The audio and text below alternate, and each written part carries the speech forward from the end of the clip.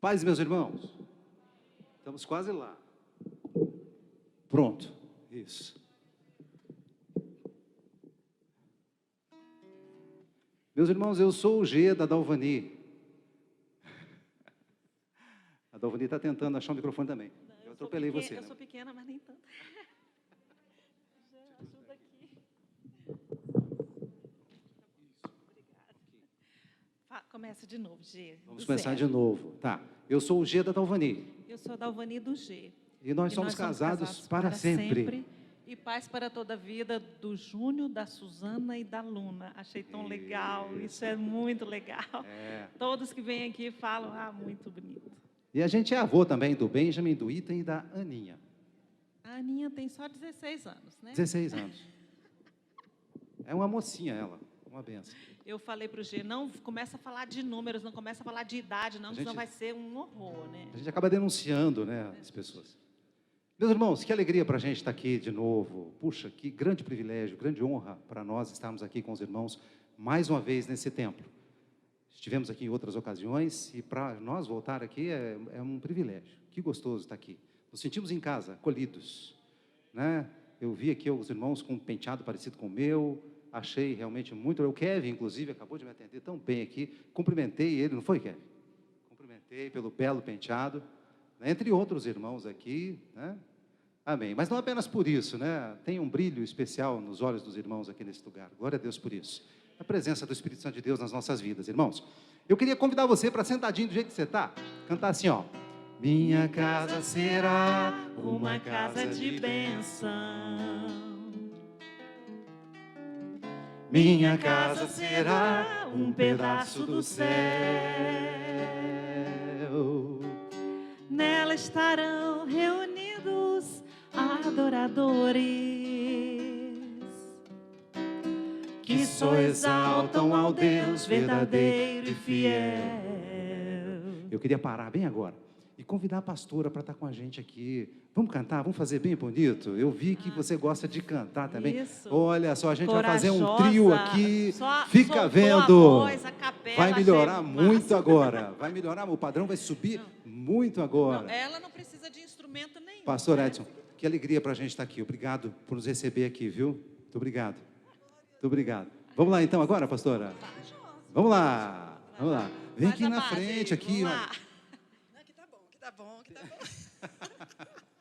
Minha casa será uma casa de bênção.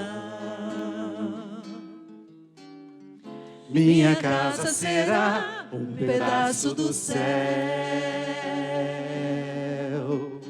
Nela estarão reunidos adoradores que só exaltam ao Deus verdadeiro e fiel. Tá bonito. Minha casa será reconhecida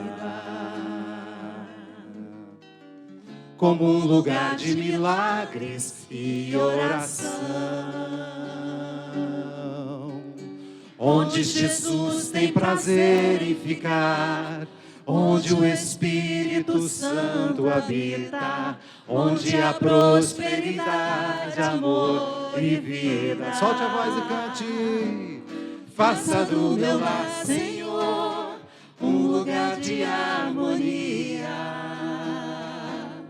Faça do meu coração tua casa todo dia.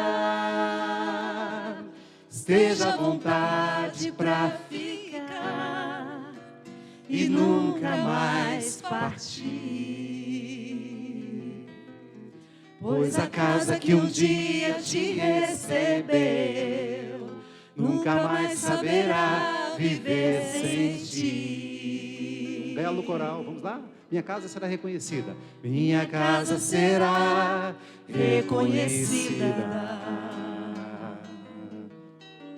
como um lugar de milagres e oração, onde Jesus tem prazer em ficar, onde o Espírito Santo habita, onde há prosperidade, amor e vida. Bem bonito agora. Faça do meu lar, Senhor, um lugar de harmonia. Faça do meu coração tua casa todo dia. Esteja à vontade pra ficar e nunca mais partir. Pois a casa que um dia te recebeu nunca mais saberá viver sem ti. Faça do meu lar, Senhor, um lugar de harmonia. Faça do meu coração tua casa todo dia. Esteja à vontade pra ficar e nunca mais partir. Pois a casa que um dia te recebeu nunca mais saberá viver sem ti. Pois a casa que um dia te recebeu nunca mais saberá viver sem ti. Obrigada, pastora Cláudia. Glória Obrigada. a Deus! Glória a Deus. Obrigado, pastora. Ficou bonito esse trio, não ficou? Né? Já está dando para a gente desgravar um CD, não é? Não, podemos gravar, né? Glória a Deus. Quem sabe a gente ficamos todos animados com o encontro, hein? Olha, ó. Bem animados. Sei não. Meu irmão, tem como soltar aquela música do playback para a gente cantar? Quem vê a gente cantando assim, acha que a gente sempre se deu bem com relação à música, né? A música já foi um problema para a gente. A gente já teve muito problema por causa de música, né? A Dalvani é muito criteriosa. Eu também sou um pouco criterioso com relação às músicas, né? A nossa filha mais nova é extremamente criteriosa, enjoada com o que ouve, enfim. E a gente já brigou bastante por causa de música. Pode parecer estranho, né? A Dalvani gosta de uma música parecida com essa que vem por aí, ó. Toca, meu irmão, por favor, para a gente. Eu aprendi a gostar. Aprendi. Demorou um pouquinho, mas aprendi. E é uma beleza. É muito bom. Estava perdendo muito. Como é que é o nome do irmão? É Demétrios, é isso mesmo? O irmão do som, eu troquei o seu nome, me perdoa. Dimerson. Olha, Dimerson, pronto. Que também é colega de penteado.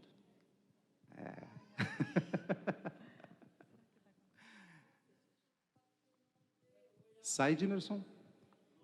Beleza, vamos lá. A Dalvani, ela gosta desse estilo de música mais clássica. Eu acho que é por aí. E, assim, isso sempre marcou muito a nossa casa, as discussões em torno do que a gente ia escutar. E eu já gostava mais dessa coisa que a gente cantou aqui agora, mais leve, né? Essa coisa mais para a gente fazer junto, né? E aí, por isso que dava os conflitozinhos. Se eu puder, Dimerson, eu vou tocar uma outra música, pode ser? Enquanto você ajeita aí, né? Essa outra canção, ela fala muito a respeito daquilo que eu gosto de fazer, em termos de música, tá? E a Dalvani não gostava muito. Então, aí a gente tinha um pouco de conflito por causa disso. Mas é bem legal. A gente achou um meio termo, tá? Eu era muito classicona e ele muito popularzão. E aí a gente conseguiu, aí eu canto as dele, ele canta as minhas. Pois é, enfim. aí é uma coisa assim, ó. Pa, pa, para, pa, pa, pa, pa, parirurá, parararirará, rará. Casar é muito bom, você vai ver. Não é um mar de rosas nem prisão. Tem hora de paixão, tem hora de sofrer. Compensa, é bem melhor que a solidão. Não tem que ser igual ao de seus pais. Não tem que ser melhor que o de ninguém. Só tem que ser vocês, do jeito que Deus fez, cedendo um pouco aqui e ali. Casar é muito bom, você vai ver. Não é lua de fel, nem só xodó. Tem hora de entender, tem hora de prazer. Contudo, é bem melhor que viver só. Não tem que quis ser modelo em perfeição, porém de todo o amor que você tem, não deixe de dizer I love you, minha flor. Não deixe de zelar do seu amor. Casar é muito bom, você vai ver, quando se está disposto a crescer. Tem hora de ouvir, tem hora de falar. Respeito e compreensão vão ajudar. Casar é mais do que viver a dois. Casar é aprender até morrer. É ter um só Senhor, viver prazer e dor.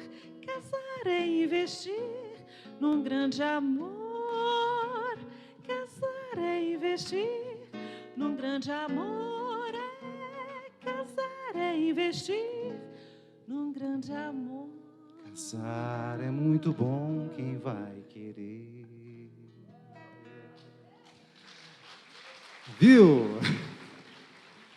Aí pensa na dificuldade que foi para a Dalvani entender essa linguagem, né? Comunicação é um problema grave dentro dos casais, das famílias de uma maneira geral, né? Mas a gente foi se alinhando. Sai agora, Dimerson? Então solta lá. Isso é bem mais a cara da Dalvani. Pode aumentar o volume. Isso parece com ela.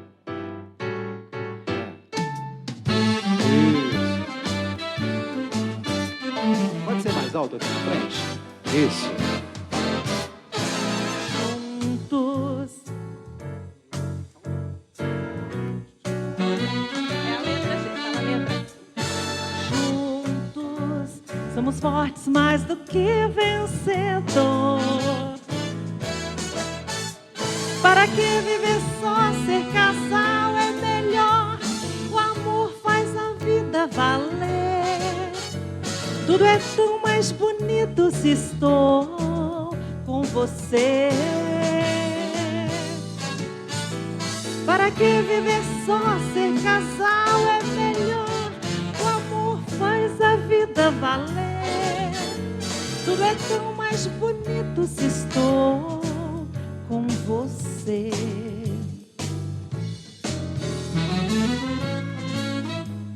E eu acabei compondo essa música, você acredita? Acabei escrevendo e compondo. Está baseado em Eclesiastes, lá no capítulo 4, versículo 9, 10, 11 e 12. É melhor serem dois do que um, porque se um cair, o outro ajuda o outro a levantar. É melhor estar juntos, né? Por quê? Porque se tiver frio, um esquenta o outro. Aquele que estiver sozinho, como é que vai se esquentar, não é?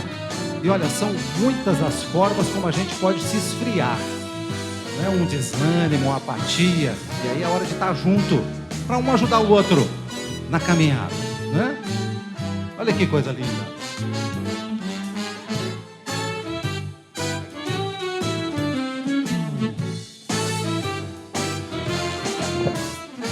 Juntos, se um cair, o outro estende a mão.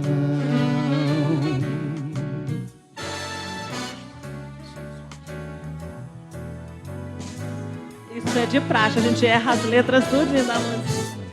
Para que viver só, ser casal é melhor.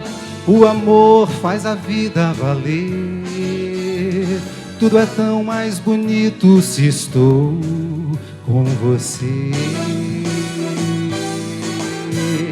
Na oração do clamor, no jejum, no louvor, e o cordão de 3 dobras é forte. Não se quebra, nós somos casados para sempre. Para que viver só, ser casal é melhor. O amor faz a vida valer. Tudo é tão mais bonito se estou com você. Na oração, no clamor, no jejum, no louvor, não se quebra, nós somos casados para sempre. não se quebra, nós somos casados para sempre. Tudo é tão mais bonito se estou com você, para sempre, com você, para sempre. com você.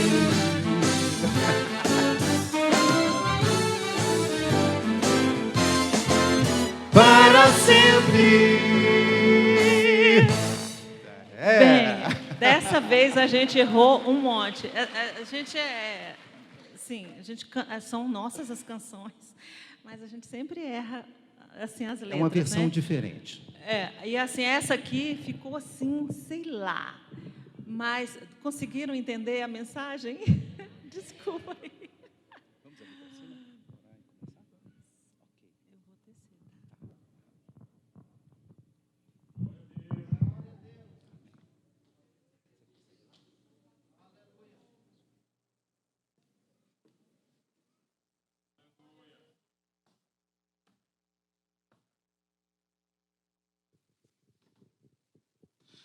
Sim, meus irmãos, a gente louva ao Senhor e a gente se diverte junto e é muito gostoso. E a gente entende que família, entre outras coisas... tá, obrigado. Entre outras coisas, família é isso, é a gente se divertir juntos, é a gente ter uma boa experiência juntos, né? E a Dovani está aqui porque eu quero que ela ore a Deus nesse momento. Eu queria ler um trecho da palavra de Deus com você, e a Dalvani então vai orar, e nós vamos refletir, vamos pensar um pouquinho na palavra de Deus, aquilo que Deus tem para nós hoje à noite aqui. Amém, queridos? O Senhor já tem falado bastante conosco.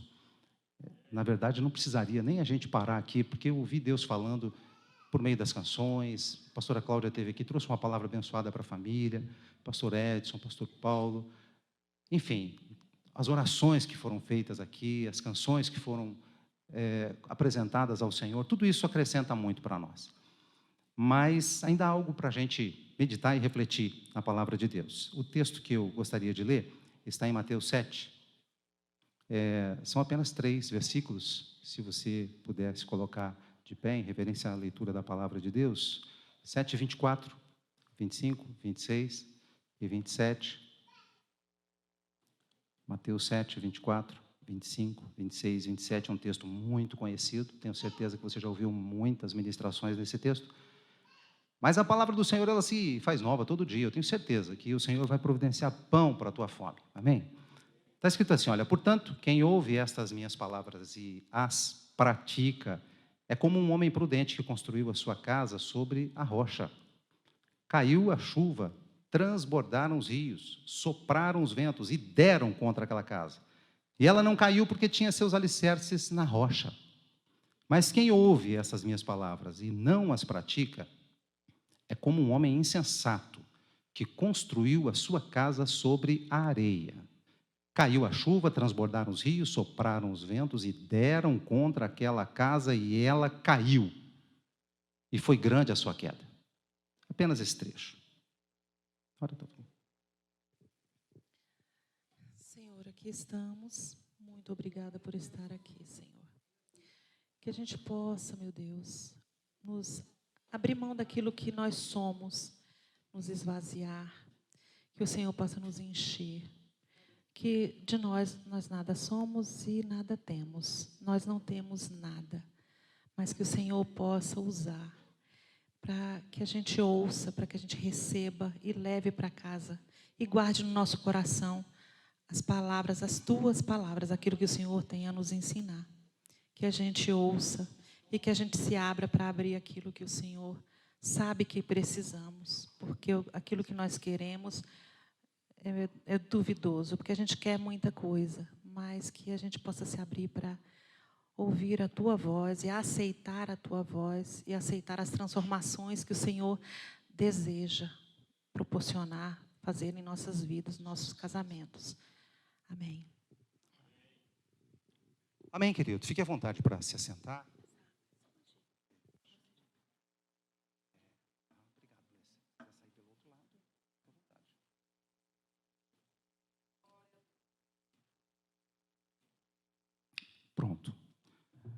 Ok. Bem, irmãos, vamos refletir em cima desse texto, ou dentro desse texto, naquilo que Deus tem para falar com a gente hoje.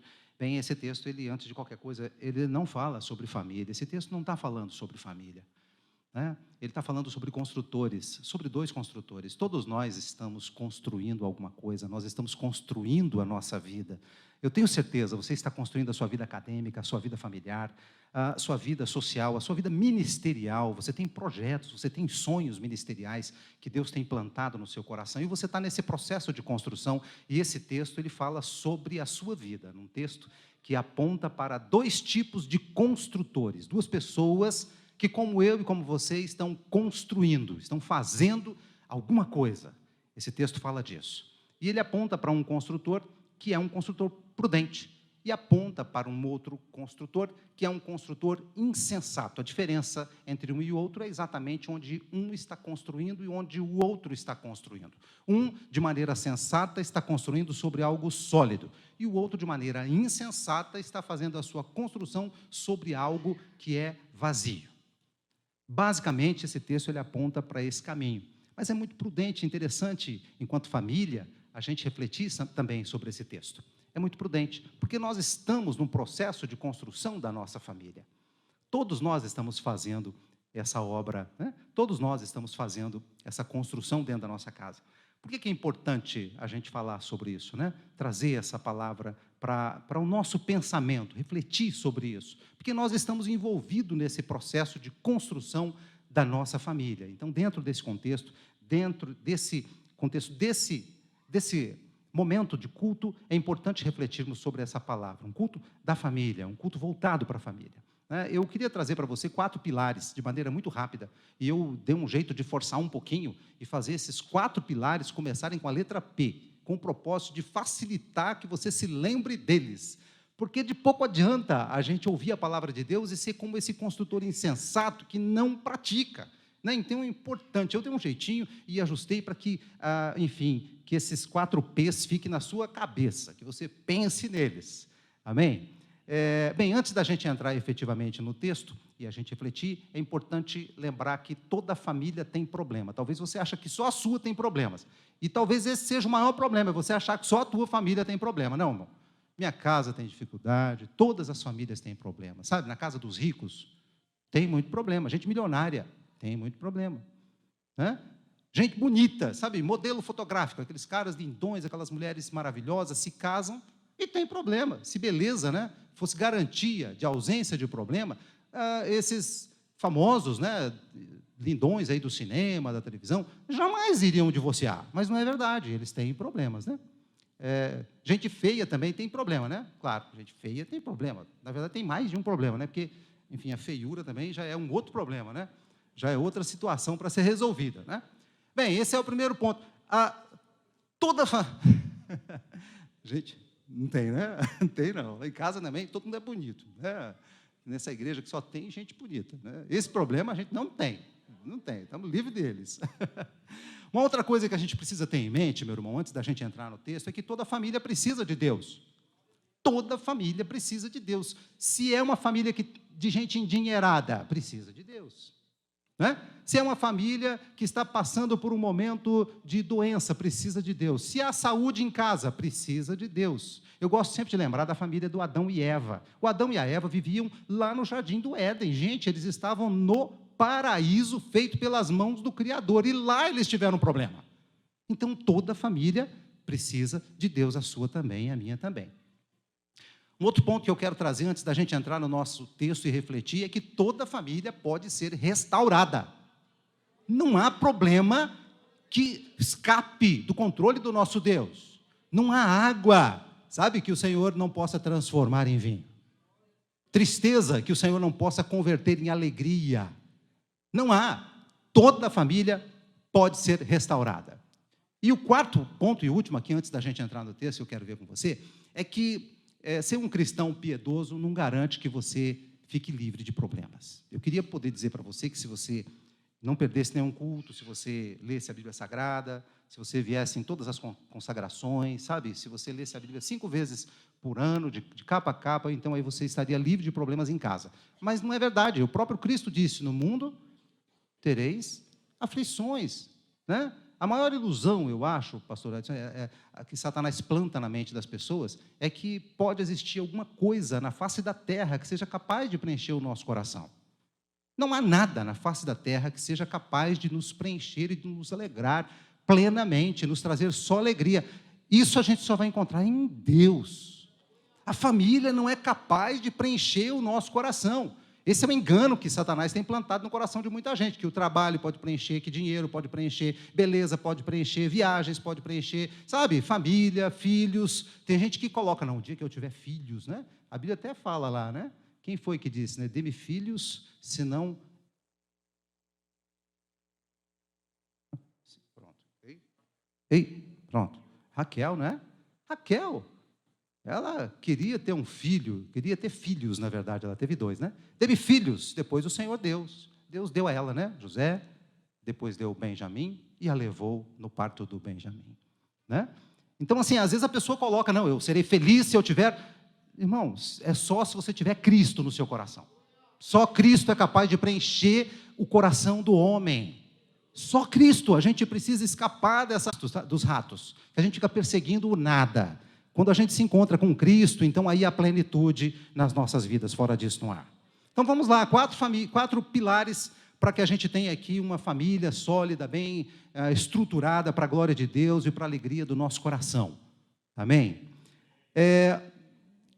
Família é uma coisa que é da conta de todo mundo, né? É uma coisa que é da conta, todo mundo é família, né? É pai, é mãe, é filho, é avó, é alguma coisa, a gente está dentro de um contexto de família, eu sou apaixonado por esse tema.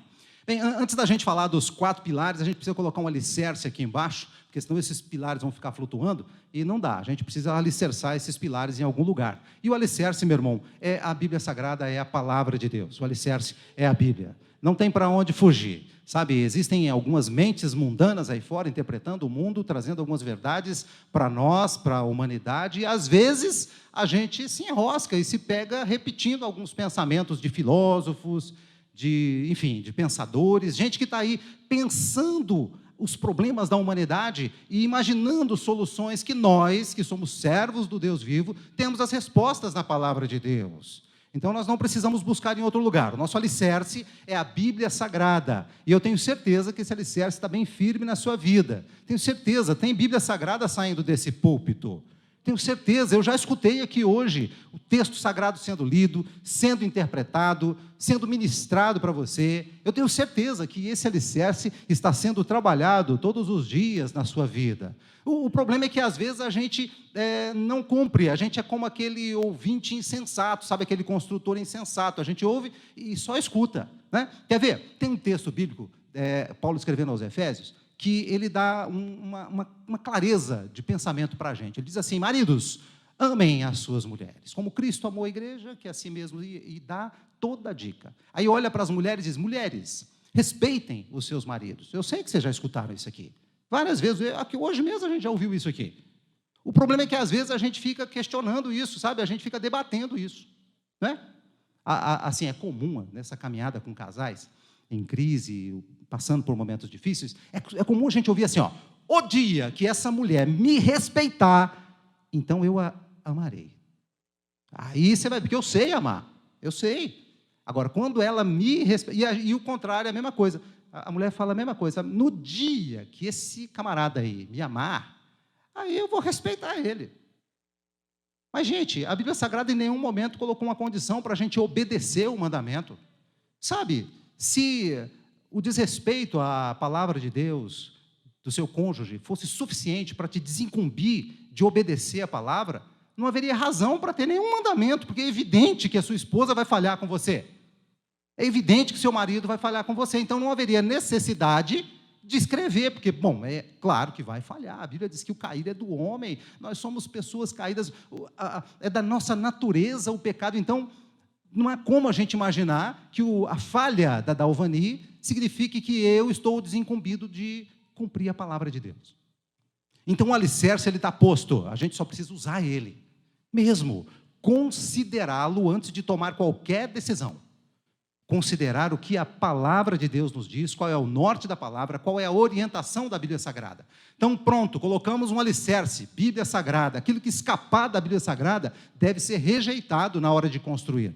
Seja qualquer aspecto da sua vida, financeira, vida material, vida acadêmica, sabe? Se escapuliu ali do princípio sagrado, da Bíblia Sagrada, do alicerce sólido, então ele não deve ser considerado.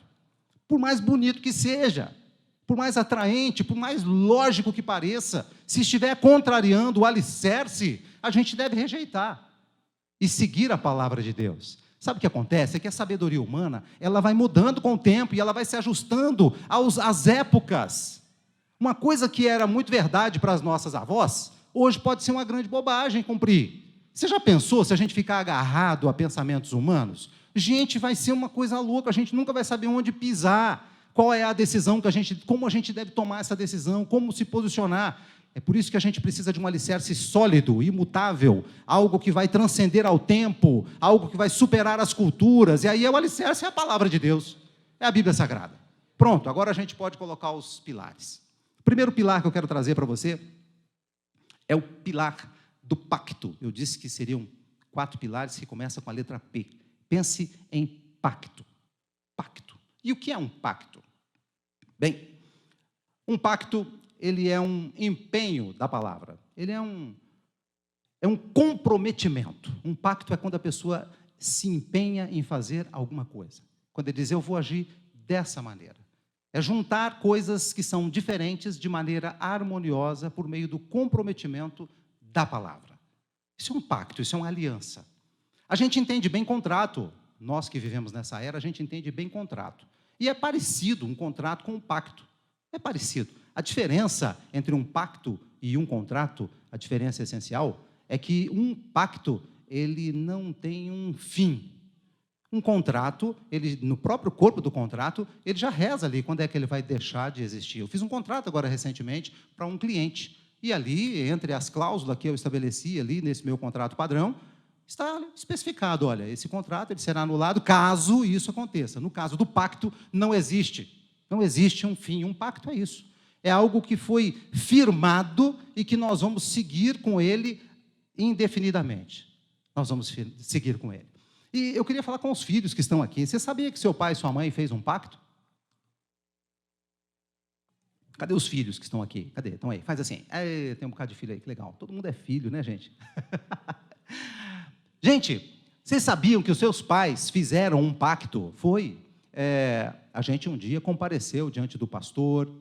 Alguns não tiveram esse rito, mas tiveram diante de uma autoridade religiosa, diante de uma autoridade civil. E você sabe que lá na autoridade civil, o juiz também, ele coloca algumas cláusulas, vamos dizer assim, né?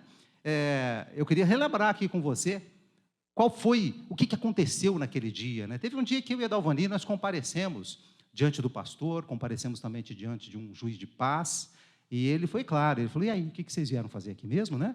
Aí a gente repete algumas coisinhas, vocês lembram? Eu, né, G, recebo essa mulher, Dalvani, como minha legítima esposa. Eu falei isso, viu?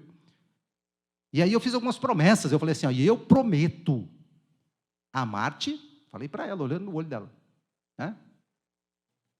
Prometo amar-te, honrar-te, ser-lhe fiel. Eu fiz diversas promessas. E aí eu coloquei algumas condições, eu fui endurecendo para mim mesmo, né? Coloquei algumas condições, eu disse, olha, na pobreza, na riqueza, na saúde, na doença, eu me comprometi com ela e fui colocando, né? Olha, se tiver tudo mal, estou contigo. E aí eu estabeleci um prazo, eu disse assim, olha, e vai ser desse jeito aí enquanto nós vivermos. E vamos juntos até, me ajuda, que a morte nos separe. Pois é, filhos, esse pacto foi feito pelos seus pais. Eu, G, recebo Dalvani como minha legítima esposa, prometo amar-te, honrar-te, ser-lhe fiel, na alegria ou na tristeza, na doença ou na saúde, na pobreza ou na riqueza, enquanto eu viver, até que a morte nos separe. É isso que aconteceu lá aquele dia. Isso é sério. Isso não é pequeno, não. Isso é um pacto, meus irmãos. Algumas pessoas vão mais longe, né? Tem gente que se empolga, não é, pastor? Tem gente que se empolga e fica mais bonito ainda, né? Com você ao meu lado, eu nunca vou estar sozinho. E aí, enfeite, fica lindo, né? Mas a pessoa, o meu pai falava que o peixe, ele morre pela boca, né? Ele vai se comprometendo, né? E, né? Daqui a pouco ele está todo enrolado, e por aí vai, né? Isso é um pacto, é um empenho de palavra, é um comprometimento. Como é que o mundo civil vê esse pacto? O mundo civil vê da seguinte forma: estávamos eu e a Dalvani, algum tempo atrás, sendo testemunhas de um casamento aqui em Taguatinga, num fórum. Um pouco antes de acontecer o casamento, e é válido isso, porque os irmãos que estão querendo casar já vão se preparando, já se liga. Um pouco antes do juiz chamar ali aqueles casais que iriam se casar naquele dia, ali no civil, veio uma pessoa ali, que eu acho que é um ajudante do juiz, eu não sei o nome daquele, talvez você saiba, uma pessoa que ajuda, auxilia ali, um auxiliar do juiz, e aí ele se comunicou com os nubentes, e ele diz assim: olha pessoal, vocês estão aqui hoje para se casar, sejam todos bem-vindos, olha, o juiz ele vai fazer algumas perguntas para vocês, e se você quiser casar hoje, só tem uma resposta para cada uma das perguntas que o juiz lhe fizer, a resposta é sim. Qualquer coisa diferente disso, você vai casar, mas vai ser outro dia, hoje não. Né? E aí ele deu um exemplo, ele falou assim: é porque às vezes o juiz pergunta, é de sua livre e espontânea vontade que você recebe essa mulher como sua legítima esposa? Aí a pessoa fala, né, então, a gente está aí, né? Pronto, você já não vai casar mais. Desiste. Por quê? Porque não está claro para a autoridade civil o seu desejo. E o cara falou isso lá: gente, isso é muito civil, não é religioso não. Eu fiquei de cara, falei, gente, eu tenho que vir assistir mais casamentos. O juiz trouxe uma palavra abençoada. Desse jeito. Então, o mundo civil, ele considera a sua palavra como algo de respeito. E como é que a Bíblia Sagrada vê isso? Como é que a Bíblia Sagrada vê isso? A Bíblia Sagrada, em Eclesiastes, diz, olha, é melhor você não votar do que você votar e não cumprir, porque Deus não se agrada de tolo. Aquilo que você votar, então aquilo que você votou, você cumpre. Mateus capítulo 2, olha, seja o seu sim, sim, e o seu não, não. E aí ele completa, é terrível, porque ele fala assim, ó, e o que passar disso provém do maligno. Gente, é sério, não é? Então, como é que a Bíblia Sagrada vê os nossos pactos, as nossas alianças? A gente gosta de cantar, né? Deus de aliança, Deus gosta de aliança, gente. Deus se dá bem com essa coisa de empenhar a palavra, de falar, eu estou aqui e vou com você até que a morte nos separe. E Deus fala, legal. E a Bíblia diz que ele estava como testemunha, né? Eu acho engraçado esse texto, porque Deus é onipresente, ele está em toda parte, em todo lugar, mas o casamento é tão sério para Deus, que está escrito lá na Bíblia, que ele estava lá, está reforçando a ideia de que ele estava lá, e viu você dizendo lá aquelas coisas todas que você iria fazer, viu você fazendo um pacto.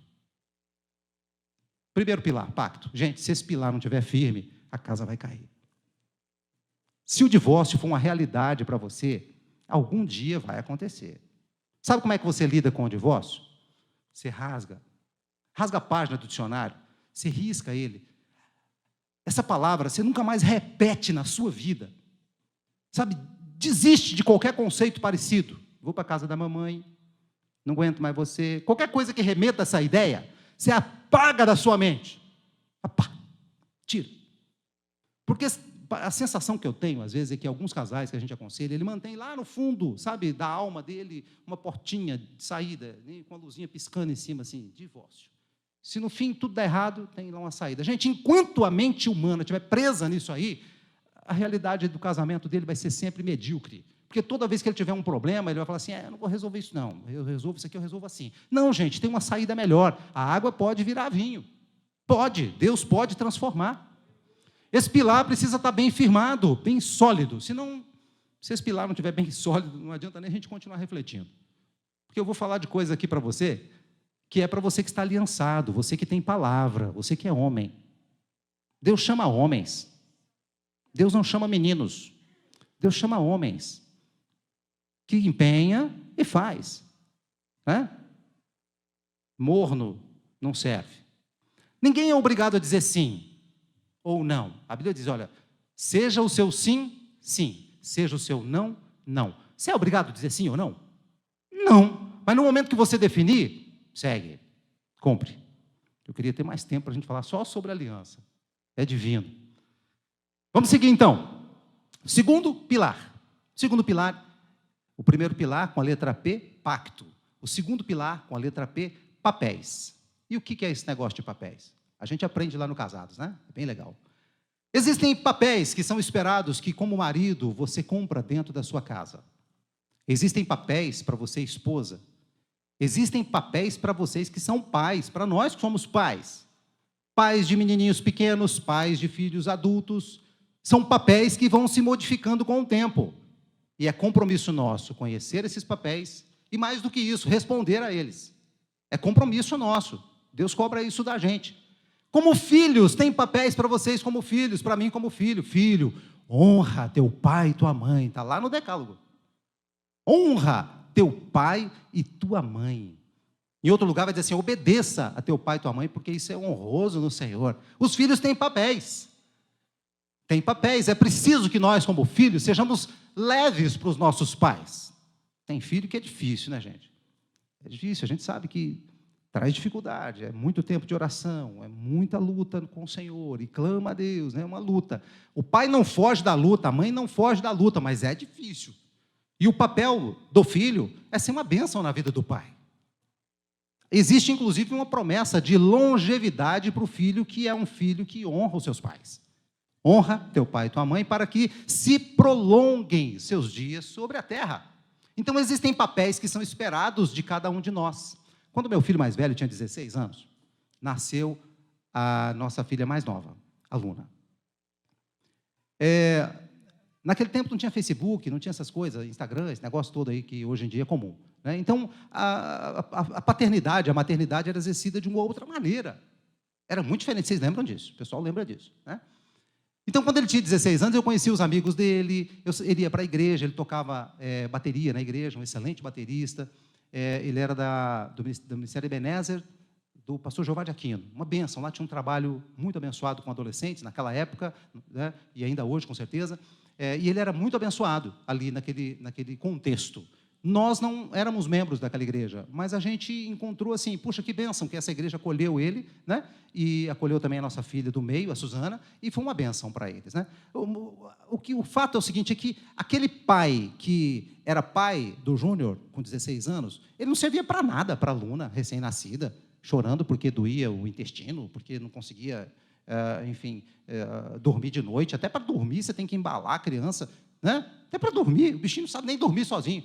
Já um molecão com 16 anos de idade, a relação é outra, certo? Então, é desafiador ser pai e mãe, não é, gente? É um troço desafiador, mas é papel seu. Você não pode esperar que alguém vá lá na sua casa, que a igreja prepare uma estrutura para atender seu filho. É uma bênção que tenha um ministério de adolescentes, tá? Criança, coisa toda. Gente, é uma bênção, mas o compromisso primeiro é teu. É teu. A Bíblia diz assim, ensina quem? Ensina você. Ensina o menino no caminho que ele deve andar. Essa palavra é para quem? Papai e mamãe, né? Papai e mamãe. Ensina, é com você, não terceiriza. Ensina, não terceiriza. A quem? O menino, enquanto é criança, não espera crescer, não. É quando for pequenininho ali, miudinho, parece que não está entendendo, mas está, né?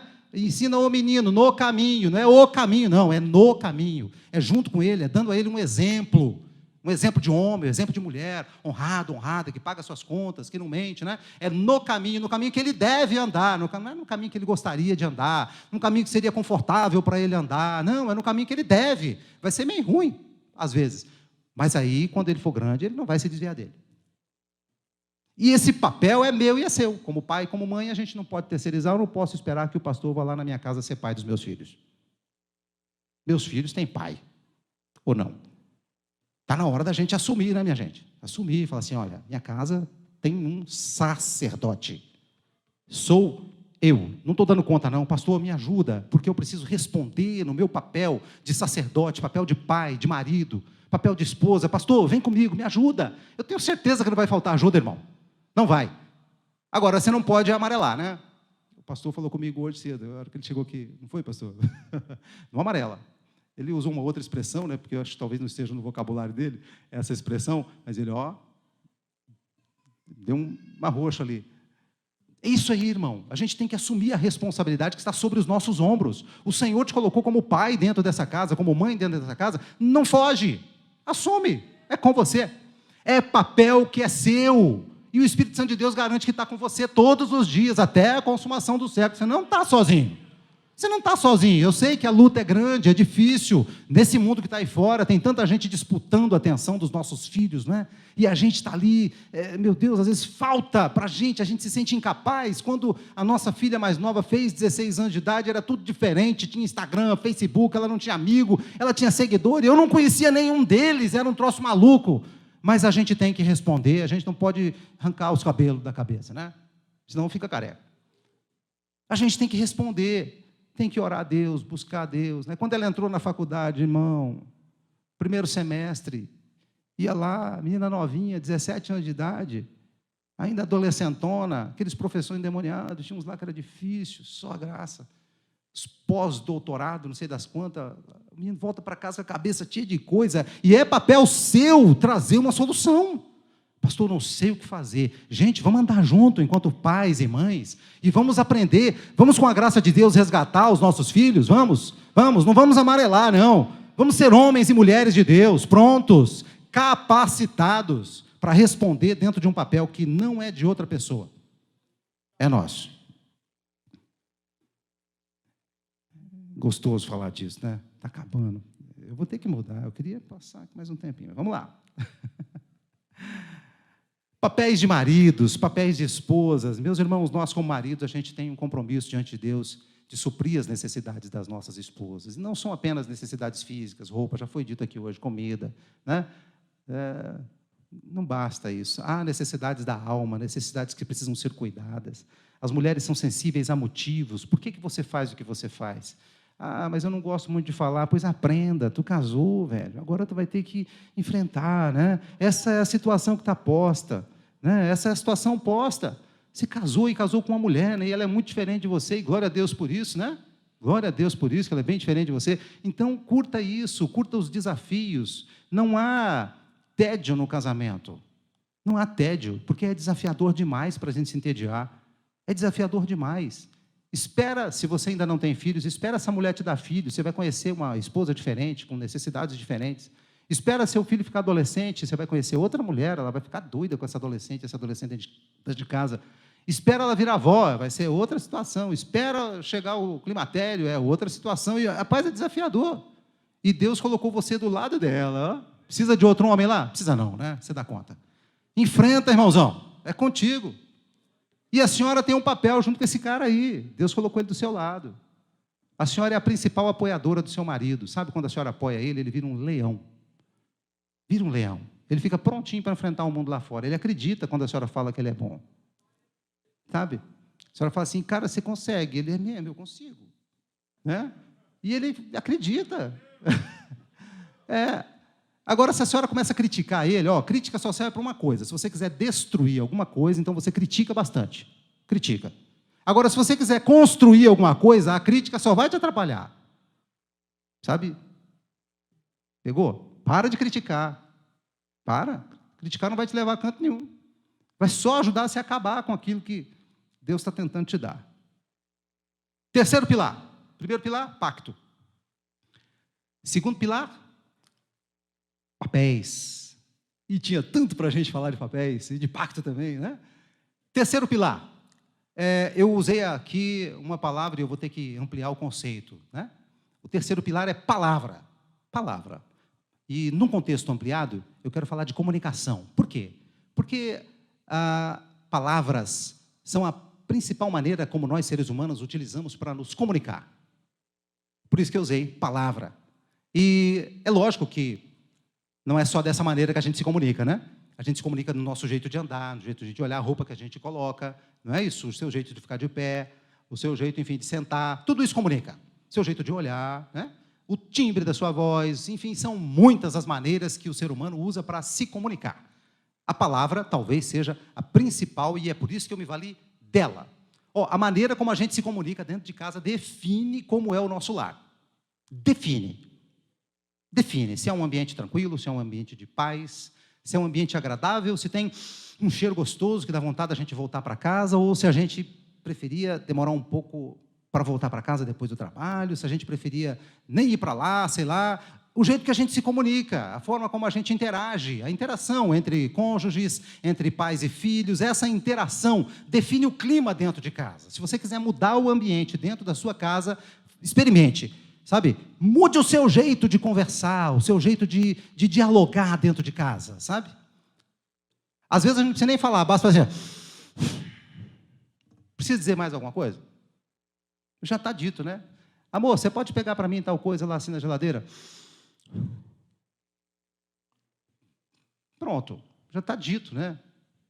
Poxa. Então muda a sua forma de se comunicar, de se expressar dentro de casa. Qual é a impressão que os seus filhos têm quando você chega em casa? Qual a percepção que eles têm da sua chegada? É uma boa percepção? Que legal! Ou, caramba! Qual é a percepção? Qual é o clima que você tem criado quando você chega em casa? E esse clima ele é criado por meio da forma como você se comunica.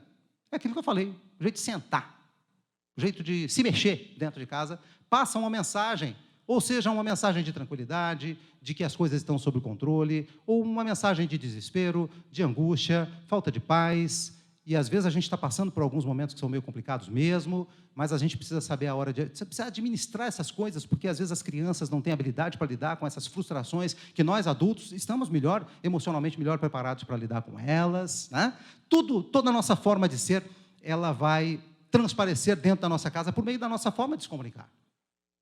Agora, falar é com certeza a nossa forma mais clara de nos comunicarmos. E a palavra de Deus, ela traz algumas orientações terríveis, né? Provérbios vai dizer, olha, como maçãs de prata em salva de ouro.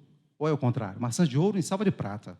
É a palavra que é dita no seu tempo certo. É falar a coisa certa na hora certa, sabe? Falar o que deve ser dito na hora certa. Aquilo que deve ser dito fora de hora, é a coisa errada. Entendeu?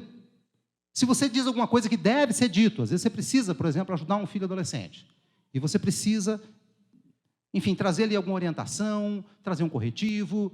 Se a hora for a hora errada, você vai ter problema. Você está sensível a esses horários, é o momento. Não é hora cronológica, não. É o que está acontecendo, qual é o contexto de agora. O que houve de ontem para hoje? Como é que está a mentezinha dele? Como é que está o coraçãozinho dele, dela?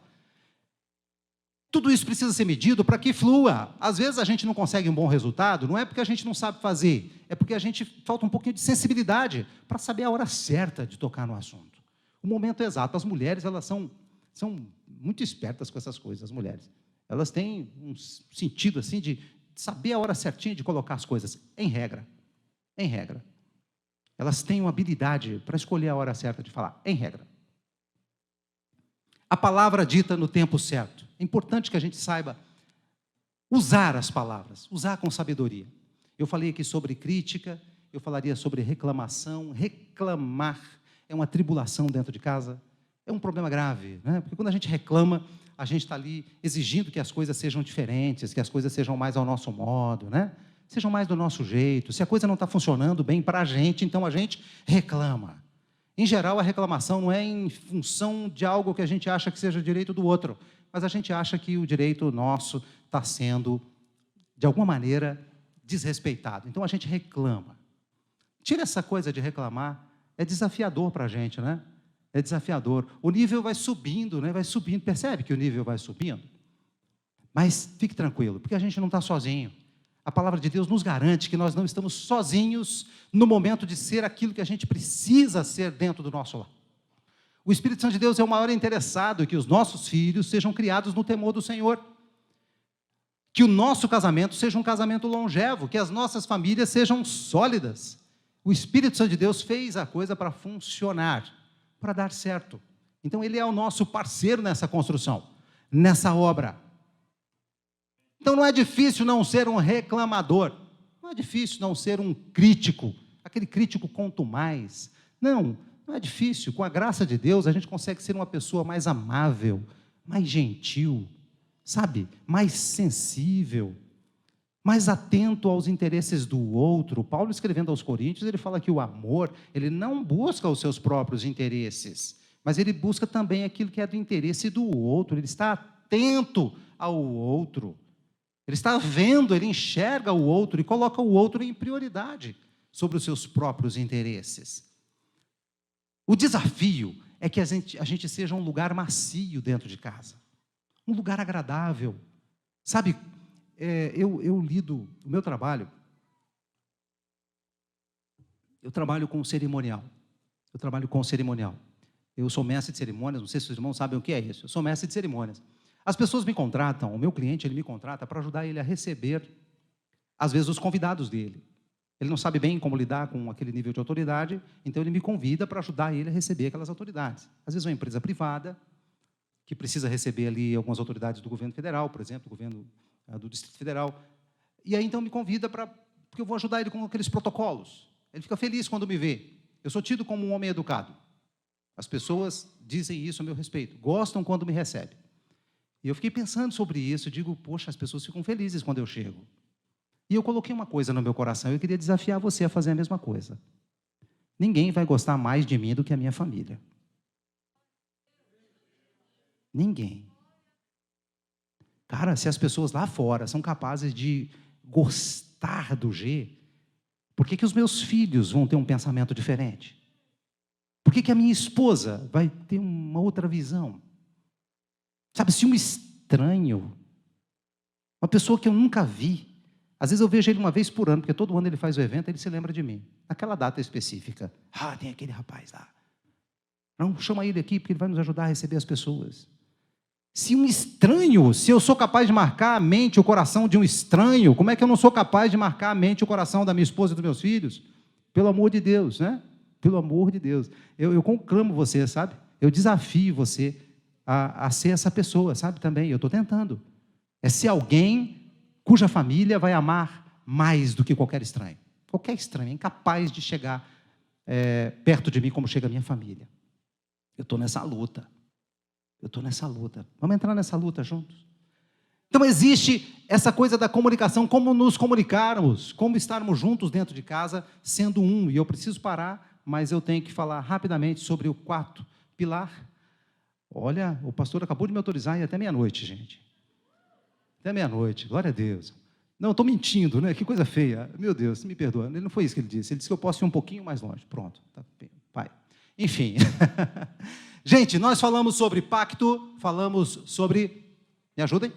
Papéis, palavra, ligada à comunicação, né? E agora a gente vai falar sobre perdão. Todas com P, para que você se lembre e consiga fazer uso desses conceitos bíblicos dentro do seu casamento e fora dele também, porque são princípios para a nossa vida. O perdão, ele precisa estar bem no centro do seu viver. Aqui dentro da igreja. Gente, se a gente não perdoar dentro do contexto da igreja, nós vamos ter problema, a igreja vai ter problema, todo mundo vai ter problema.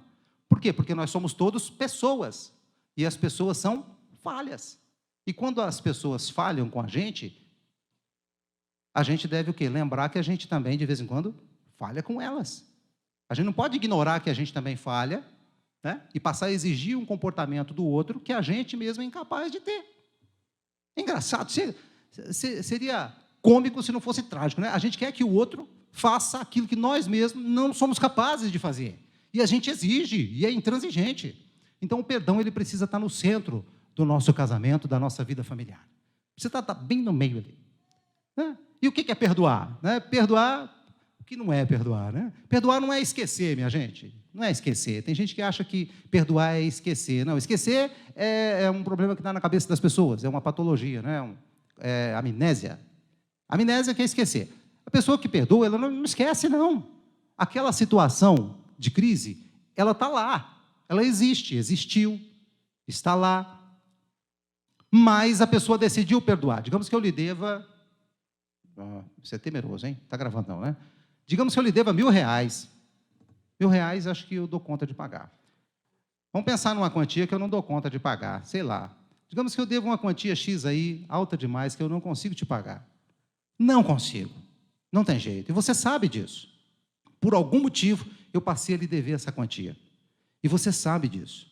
Depois de um tempo, na expectativa de receber essa quantia, e você percebendo que eu não vou dar conta de pagar, Aí você me procura, coloca a mão no meu ombro e diz: Gê, eu entendi que você não vai conseguir me pagar a dívida que você tem para comigo. Meu irmão, eu estou perdoando a sua dívida. Você não precisa mais me pagar. Isso é perdão. É abrir mão de um direito que você tem. Isso é perdoar. Falhou com você, sim. Todo mundo sabe. Todo mundo viu. Ou algumas pessoas viram. Falhou com você.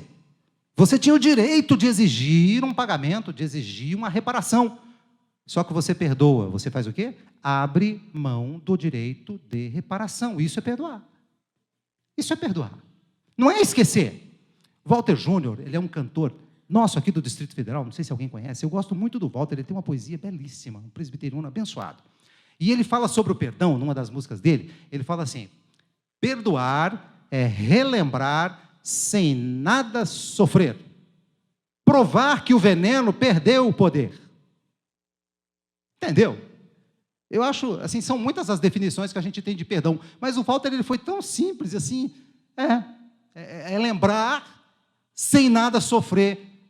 É provar que o veneno perdeu o poder. Perdeu o poder. Eu tenho uma cicatriz aqui no meu dedo, e eu me lembro do dia que eu machuquei isso aqui, sangrou muito. Eu passei vários dias com isso zangado aqui, eu ia deitar, aquilo me incomodava, não tinha lugar para acomodar o braço. Foi muito ruim. Mas hoje, gente, é só uma cicatriz, não dói mais. É só uma cicatriz. Está aqui. Eu lembro do dia, mas não dói mais. Sabe, perdão é isso. Falhou com você? Falhou. Falhou. Ninguém discute isso. Mas a Bíblia vem e diz: perdoa. Perdoa. Perdoa. Alguém diz assim: ok, eu vou perdoar, mas eu nunca mais quero ver essa figura na minha frente. E aí eu vou dizer para você: bem, ainda bem que Jesus não te tratou desse jeito, hein? Ele te perdoou e te aceita e te recebe. Lembra dos 2 ladrões que ladearam Jesus lá no Calvário? Um ele perdoou e disse: hoje mesmo você vai estar comigo. Então ele não perdoou e falou assim: ok, eu perdoo, G, você está perdoado, mas vaza, não quero nunca mais ver você na minha frente. Não, ele me recebe. Ele perdoa e me recebe. Esse é o nosso padrão. Esse é o nosso padrão. Isaías 23, o próprio Deus falando assim: sou eu mesmo, quem te perdoo. E ele fala assim: por amor de mim, eu apago as tuas transgressões, e delas eu não me lembro mais. Eu acho esse texto incrível, sabe? Porque a divindade diz assim: olha, eu te perdoo por amor de mim. Sabe quando você perdoa? Perdoar é um gesto de amor próprio. É desistir de ficar levando aquela carga, sabe, aquele peso. Parar, não vou mais levar esse peso. Eu vou perdoar. Não vou esquecer, eu vou perdoar. Porque se eu não perdoar, eu acho engraçado isso, que às vezes o outro nem sabe que cometeu algo tão grave, sabe? Para ele aquilo foi uma coisa pequena, ele não tem a mesma visão que aquela pessoa que está ofendida. O ofendido, aquilo para ele é muito grande, é muito difícil, mas o outro às vezes não sabe bem. E se a conversa surgir e o outro manifestar ali o motivo da ofensa, ele vai falar: puxa, às vezes está tão fácil resolver aquilo ali com o perdão. Gente, perdoar precisa estar no centro do nosso viver.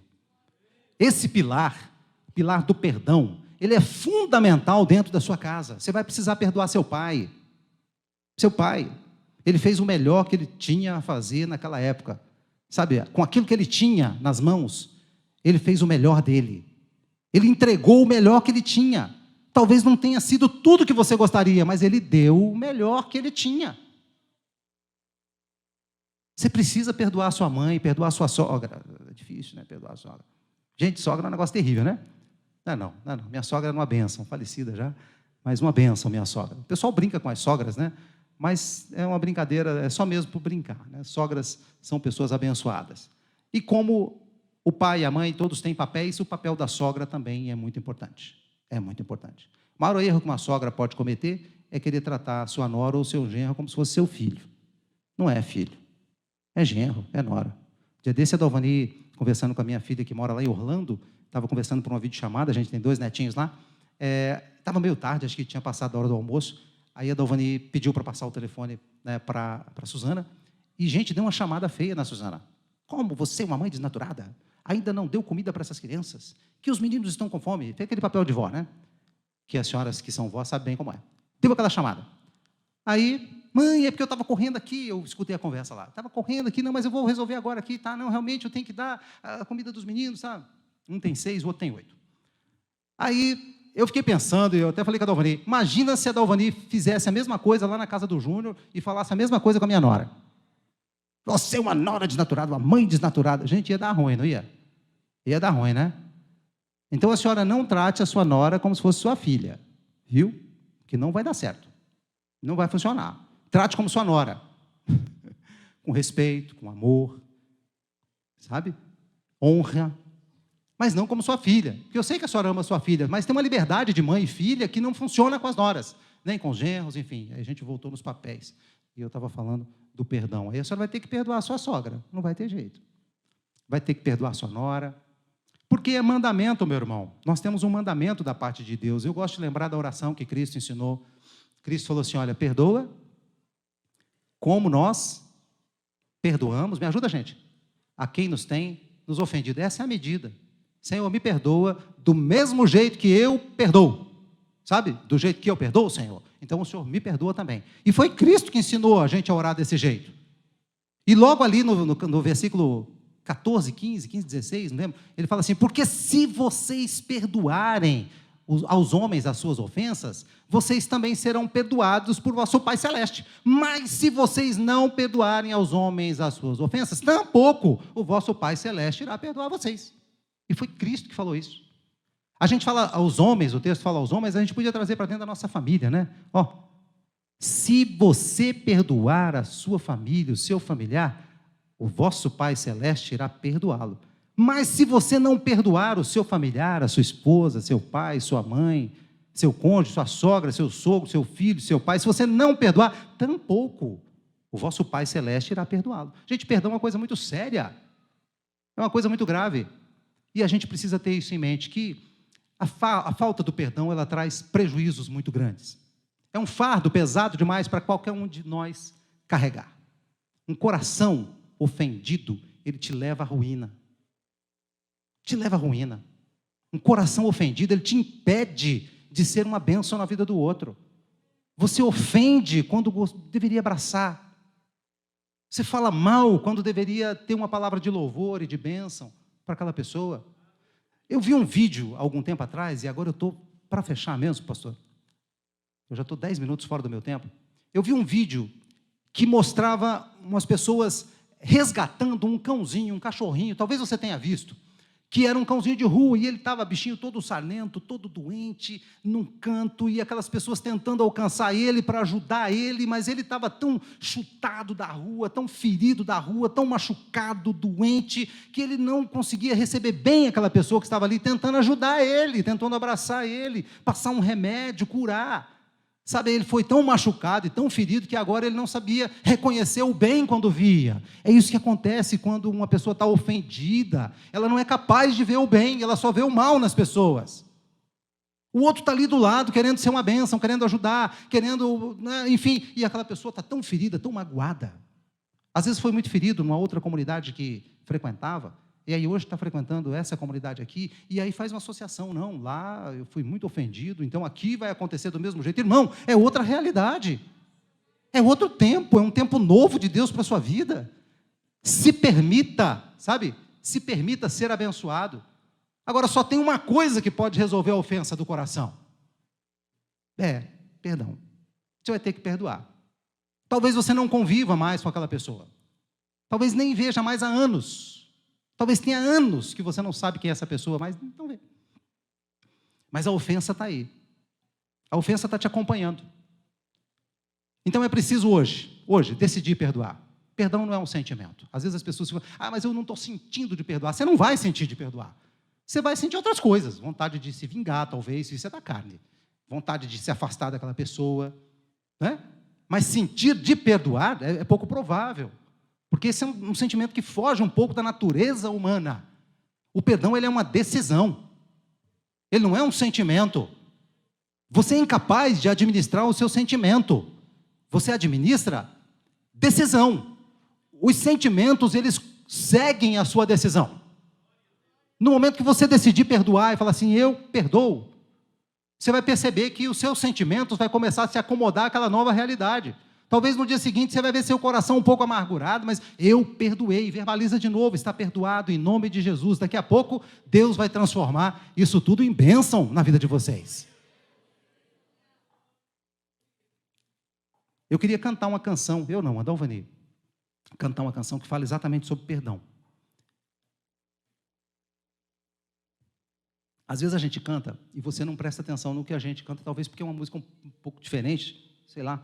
Mas presta atenção nessa mensagem. Amém?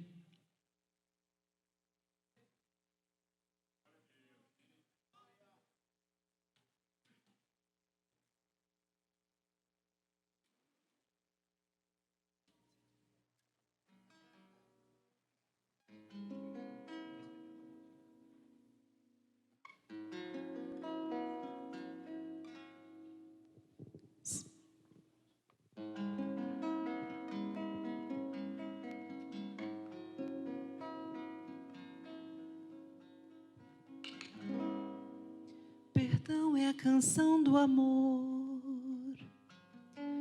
Perdoar é se libertar. É quebrar correntes de alguém. É deixar o outro levantar.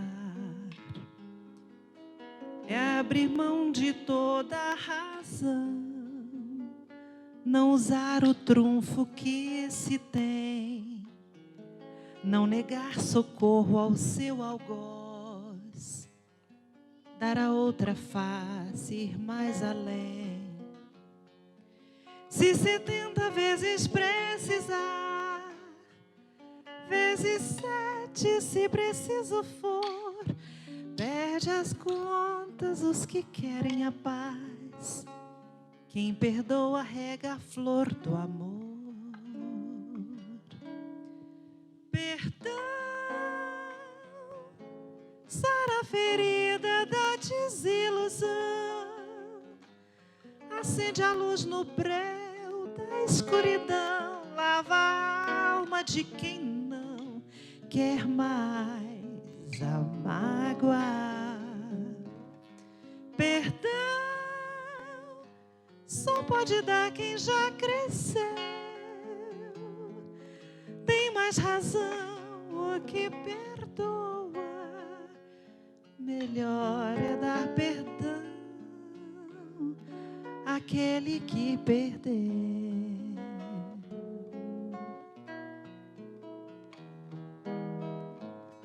Perdão muda as estações. No inverno reacende a cor.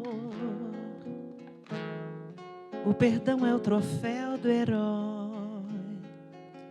que venceu o monstro da dor. Só usando as armas do amor ressurgiu do fundo do pó e calou a voz do seu eu, se humilhou e fez-se bem maior. Se 70 vezes precisar, vezes 7 se preciso for, perde as contas os que querem a paz. Quem perdoa rega a flor do amor. Perdão, sara a ferida da desilusão, acende a luz no breu da escuridão, lava a alma de quem não quer mais a mágoa. Perdão só pode dar quem já cresceu. Tem mais razão o que perdoa. Melhor é dar perdão àquele que perdeu.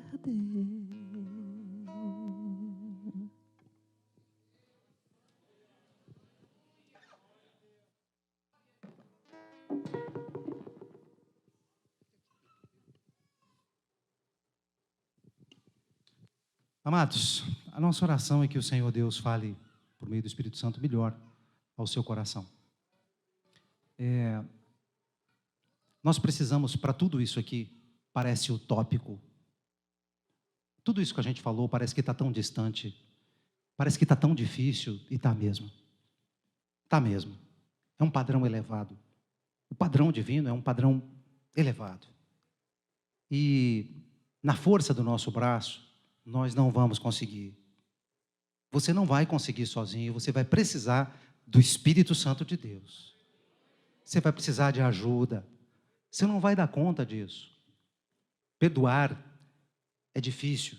É para quem é grande espiritualmente. É grande na presença do Senhor.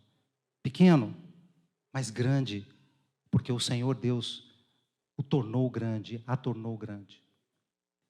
Quanto maior nós somos, menos espaço a gente ocupa, porque a gente diminui. É curioso isso, né? A gente diminui. Quando a gente cresce, a gente fica pequeno. E a gente ocupa menos espaço, a gente tem menos querer, a gente tem menos vontades, a gente abre mão com mais facilidade, a gente perdoa com mais facilidade. Pacto, papéis, palavra, perdão. Nada disso sem um alicerce sólido da palavra de Deus vai fazer sentido. Continue ouvindo as ministrações que saem desse altar. Leve para casa, coloque em prática no dia a dia. Viva a palavra como um construtor sensato, que nós conversamos lá no começo. Um construtor que aplica os princípios na sua vida. Aquele insensato é o que ouve e deixa para lá. Mas graças a Deus que nós temos aqui construtores sensatos, homens e mulheres de Deus, sensíveis à palavra de Deus. Amém? Eu queria, do jeitinho que você está mesmo, eu queria fazer uma oração com você e devolver a palavra. Assim como você está. Amém? Feche os teus olhos, Pai. Nós estamos aqui, meu Deus. Estamos na sua casa e a gente está muito grato porque o Senhor falou conosco de novo. Muito obrigado. Obrigado por tua palavra. Deus, a tua palavra estabelece um padrão alto, elevado. Um padrão de paternidade, de maternidade, de vida de casal, de ser filhos, de ser família, um padrão elevado, mas um padrão que agrada ao nosso coração e que glorifica a Jesus Cristo na terra. Então nós queremos pedir ao Senhor a ajuda do teu Espírito Santo para que a nossa família seja sal da terra e luz do mundo, para que a nossa família seja uma bênção aqui na igreja, que a nossa família seja uma bênção na comunidade. Deus, que a nossa família brilhe para a glória do nome do teu Filho Jesus Cristo. Pai, continua nos moldando no dia a dia, no seio da família, cada vez mais, a imagem do teu Filho, de Jesus Cristo. Nós queremos abrir mão de quem somos, abrir mão dos nossos anseios, dos nossos desejos, das nossas mediocridades. Deus, nos ajuda a viver uma vida que glorifique a Jesus Cristo. Não deixe que nós envergonhemos o teu evangelho enquanto família. Não deixa, Pai. Mas que a gente sirva como luz do mundo e sal da terra enquanto família. Em nome de Jesus, abençoa-nos e nos ajuda a andar na tua presença e atender ao chamado que o Senhor Deus fez a Abraão. Anda na minha presença e ser perfeito. Nos ajuda a responder a esse chamado que nos alcança hoje. Sermos perfeitos para a glória de Jesus Cristo. Nos ajuda, Pai, e nós seremos ajudados. Em nome de Jesus seja assim. Amém.